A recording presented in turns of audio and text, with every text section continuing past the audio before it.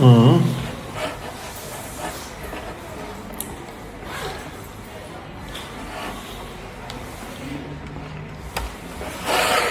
Bueno, buenas tardes a todos y a todas.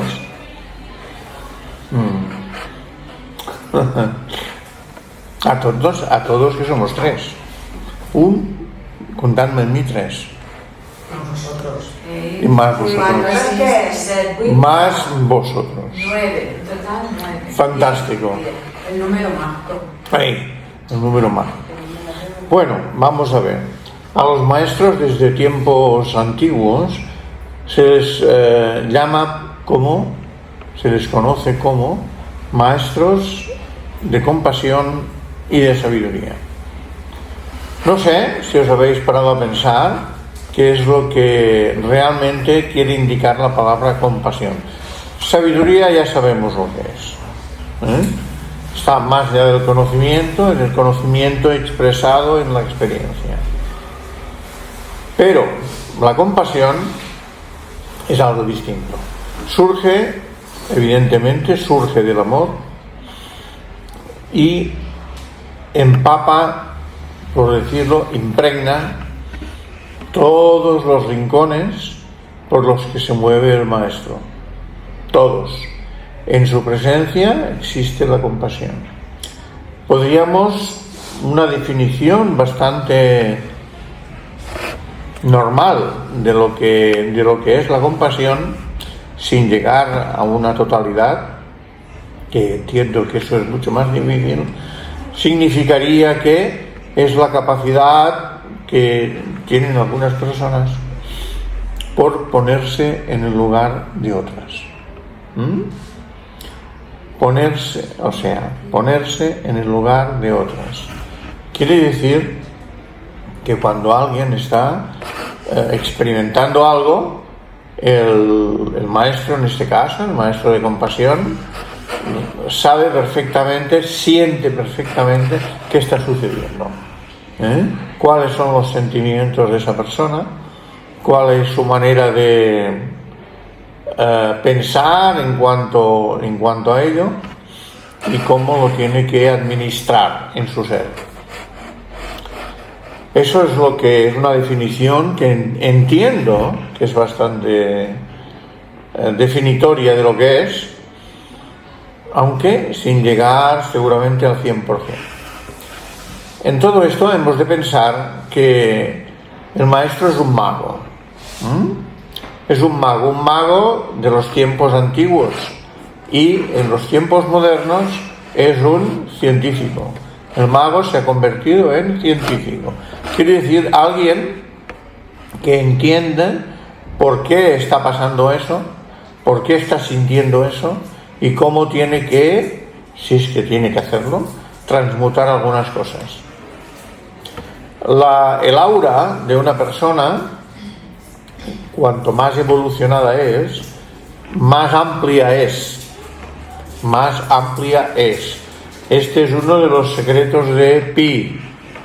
Pi quiere decir 3, 14 y 16. Bueno, pues Pi le viene a dar al maestro también una significación que nosotros todavía no acabamos de entender. El espacio, decía Vicente Beltrán, es una entidad. El espacio es una entidad, o sea, es un ser. Y en ese ser nosotros nos movemos y tenemos nuestro propio ser.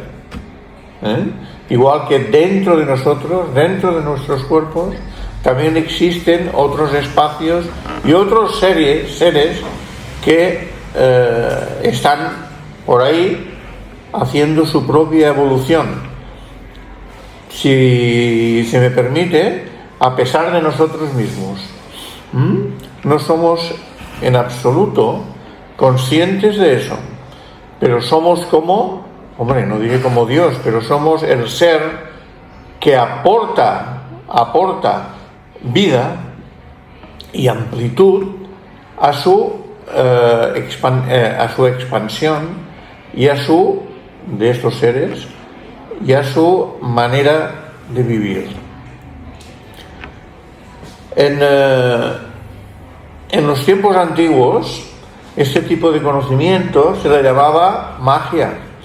Después vino el tema del séptimo rayo. El séptimo rayo ya dio algunas pautas para entender mejor esto, pero hasta que no se experimenta, hasta que uno no experimenta cómo es realmente el ambiente por el que se mueve, el ambiente social del mundo por el que uno se mueve y que es capaz de mover los éteres quiere decir dejar tu impronta, dejar la impronta de cada uno.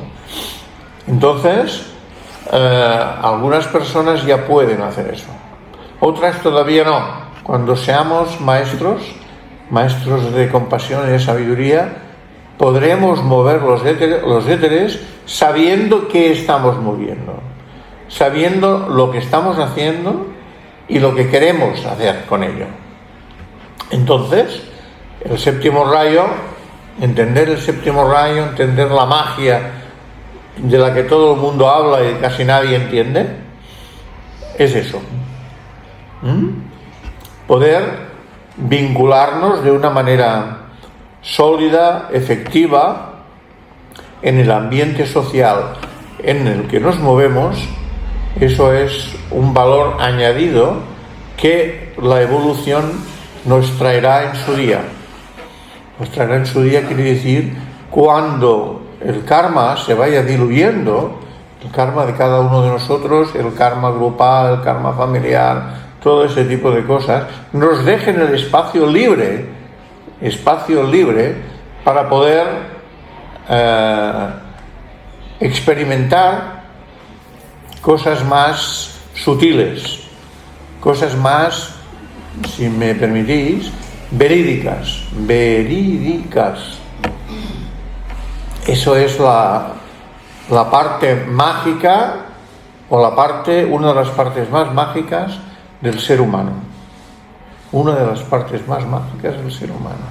Ahora, querámoslo o no, con toda la carga de karma y con todo lo que tenemos, somos bastante ineptos a la hora de transitar por nuestra aura, a través de nuestra aura, e influenciar en la medida de lo posible todos estos aspectos por lo que nos estamos moviendo.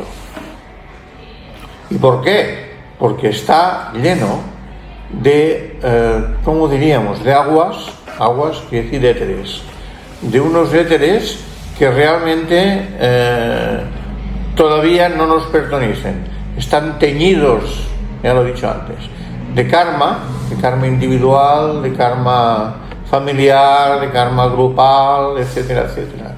Y esto nos priva de mostrarnos como somos. Nosotros queremos mostrarnos como somos, pero nos es imposible debido a la cantidad de magia que a través de los éteres se mueve. ¿Qué es este tipo de magia? Pues es la magia que desprendemos todos los seres humanos de una manera consciente o inconsciente, la mayoría de los seres humanos inconscientemente, aunque hay algunos que son conscientes de ello, y nos movemos por los ambientes sociales del mundo pensando que hacemos una cosa. En realidad los que nos perciben lo ven de otra manera, y total, que es como el mundo babilónico del que habla la Biblia. Mundo babilónico quiero decir que todo el mundo expresa algo pensando que está expresando otra cosa, pero el caso es que su incompetencia, nuestra incompetencia, hace que no podamos mostrarnos tal cual somos. El único que se muestra tal como es, porque tiene capacidad para ello, es a través de la compasión, el maestro de sabiduría. El único. ¿Por qué? Porque tiene su aura limpia. Nosotros no la tenemos limpia. No la tenemos llena, lo voy a repetir, llena de aspectos kármicos, individuales, grupales, familiares, de país. Todo esto tiene su importancia y estamos inmersos en un tanque, por decirlo de alguna manera, cuyas aguas están completamente corrompidas. Nosotros buscamos la expresión que podamos para expresarnos y dar a entender a los demás los mensajes que queremos. Pero eso raramente sucede. Raramente sucede. A medida que vamos evolucionando, estas aguas, estos éteres que movemos a nuestro alrededor, dentro de nuestra aura, se van volviendo más claros, más diáfanos. Y nosotros, a partir de ahí, suceden dos cosas. Una, que vemos que no somos lo que pensábamos que éramos, principalmente. Y luego, número dos, que vemos que sí, que realmente estamos cambiando esos aspectos sociales en los que nos movemos. Estamos propiciando cambios. Esto quizás es más correcto. Propiciando cambios. Y así va sucediendo en nuestra vida. Va sucediendo en nuestra vida. Es un sucederse de unas cosas y de otras. El aura se va limpiando y, por supuesto, nosotros, como teóricamente el señor de esta aura, el señor de este espacio, vamos proponiendo cosas al mundo a través de la limpieza o de la claridad de nuestra aura. Cuanta más claridad, mejor es el mensaje, eso no hace falta decirlo. Y así estamos. Hay algunos seres que son capaces de ver las auras, esos espacios que hay entre un ser y otro, entre el punto central de cada uno, en el corazón, y el pi, que es 3, 14 y 16, que está a nuestro alrededor. La parte diametral. Y entonces algunos seres pueden verlo. Y esos seres que pueden verlo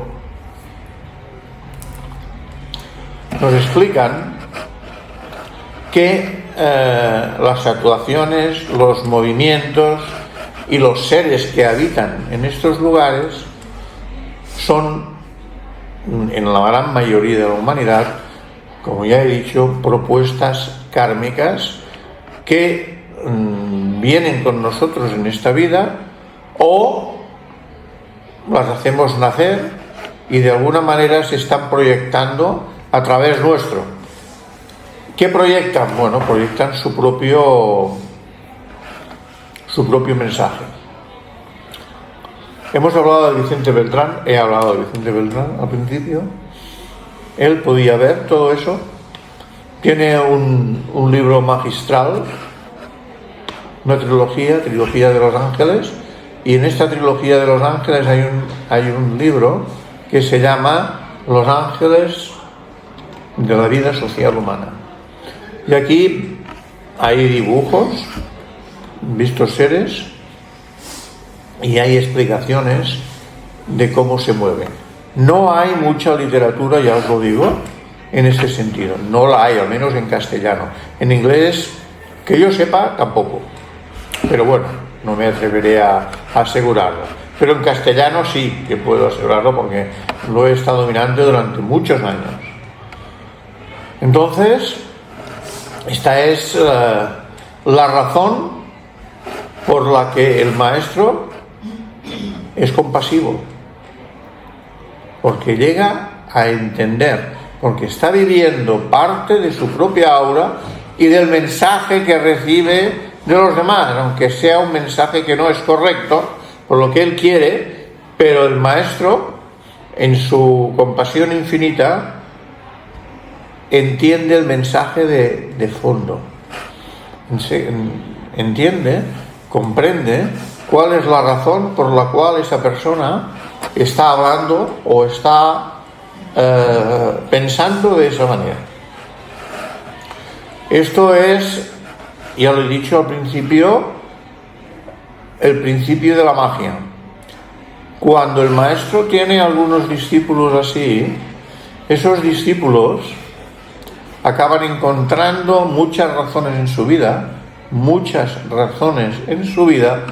de las que no tenía ni idea. Eso le pasa, diría yo, a todos los discípulos. Todos los discípulos pensamos de nosotros mismos que somos de una manera o que somos algo y vemos que somos bastante menos que ese algo. Pero bueno, no hay que lamentarse demasiado. Estamos en proceso.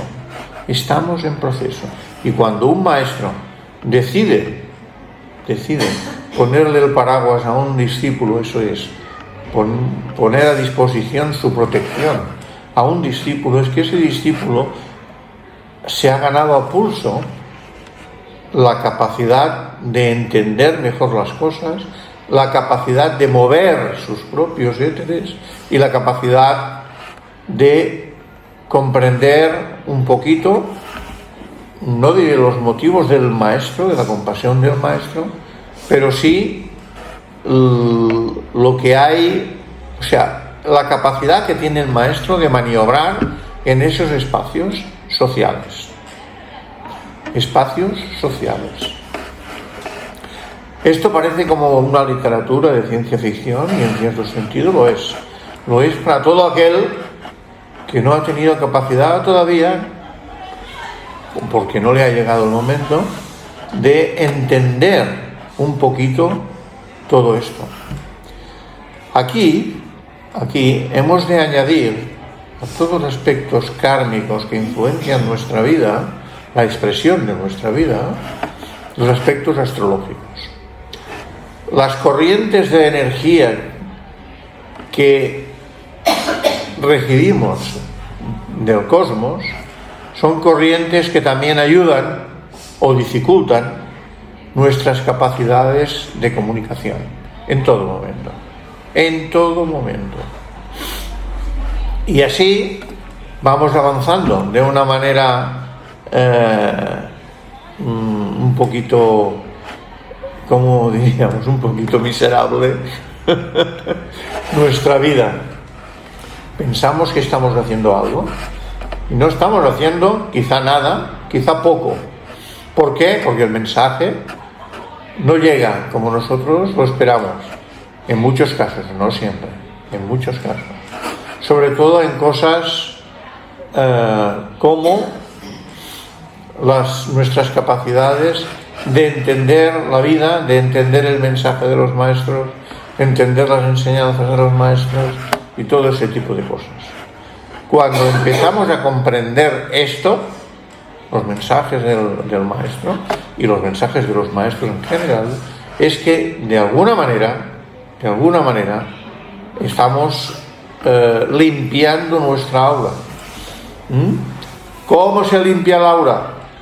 A través de las buenas acciones. No hay otra. Buenas acciones, buenos pensamientos, buenos sentimientos. Esta es la clave.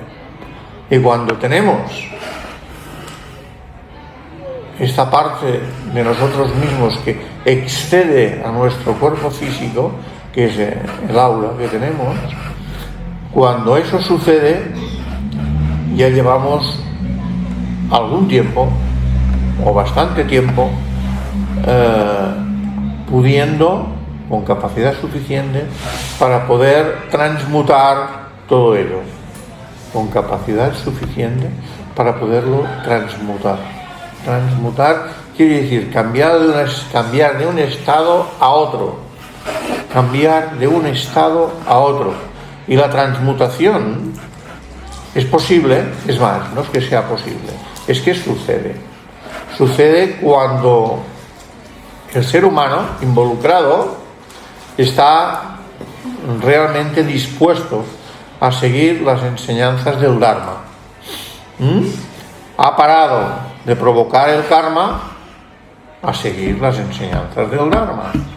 Y entonces esto es lo que provoca la transmutación en el plano físico y la transfiguración en el plano mental. Y así estamos todos.